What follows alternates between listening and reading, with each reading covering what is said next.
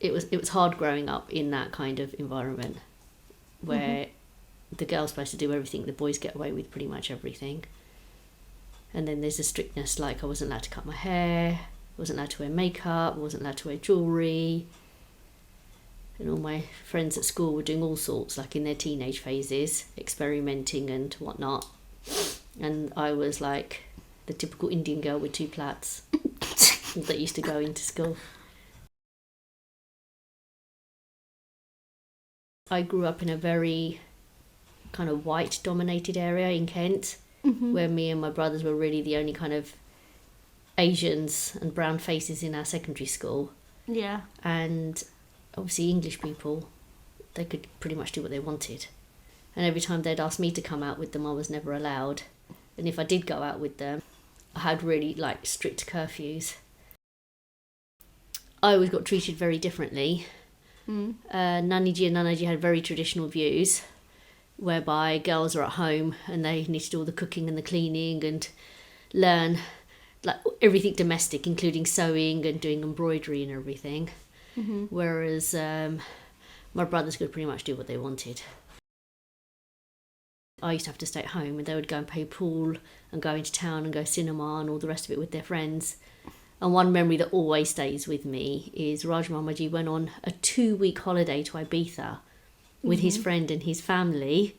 And I wanted to go up the road, which was like maybe a 15-minute walk, to go to the post office to post a letter to my friend. Yeah. And Nanaji wouldn't let me. So, yeah, stuff like that. I couldn't wait to leave home, basically, to have some air to breathe and have some freedom. Naniji, she had this thing in her head where she didn't want to have a girl. So every time I was naughty or I'd get into trouble, often she would say to me, see, that's why I didn't want to have a girl. So I always kind of felt unwanted in that sense. Whereas my cousin sisters were very much loved and given a lot of affection by their mums and their dads. Whereas I didn't get any affection. I know. Yeah, from my mum. But she was very affectionate with the boys. So from a young age, I always felt very strongly thinking, when I grow up and I have children of my own, I'm going to make sure that everything's very equal. And that's why I've brought you guys up in the way that I have, because everything's as equal as can be. As they've got older, as Nanaji got older, because he was mega strict when we were kids, but as he's got older, I just think through old age he's mellowed. They kind of feel that Indian traditionally that they've kind of done their duty. Yeah. Like, they've raised me, they got me educated, they got me married off. You know, obviously I've got my own house and I've had children and I've got a good job.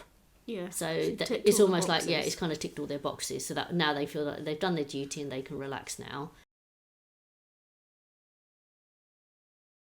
Okay, Vani, this is a photo that was taken on my birthday in our old house, and this lovely flowery red dress is what Naniji got me for my birthday. And I was actually allowed to wear my hair loose. I used to have it in plaits all the time, or 2 ponytails, but yeah, I was actually allowed to wear it down, which was very special for me.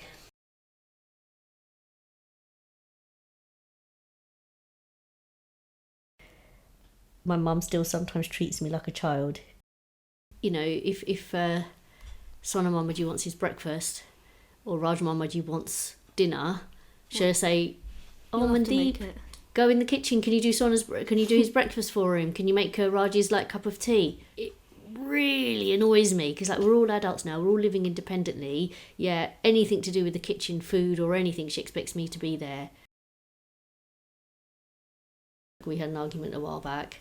And she goes, "You're the one in the wrong. You're the one that's like blowing things out of proportion." And I said, "Do you ever listen to me? Do you ever take my side? Do you ever understand where I'm coming from?" I'll get the silent treatment, or she'll stop talking to me, or she'll make some really, really underhand comments. That's not very nice. No, I know. I started finding my inner strength when I fell pregnant and when I had you guys. Because it's almost, if I can't stick up for myself, I need to stick up for my children. I've learnt to stand my own ground and just speak my truth and do what feels right to me. obviously I cut my hair short, and I got told off by my in-laws, and I also got told off by my mum and dad. But it was stuff that I'd wanted to do, since I was a kid, but was never allowed. So then I went a bit crazy as an adult. It still used to like make me feel bad, but then at the same time it was like I'm living my life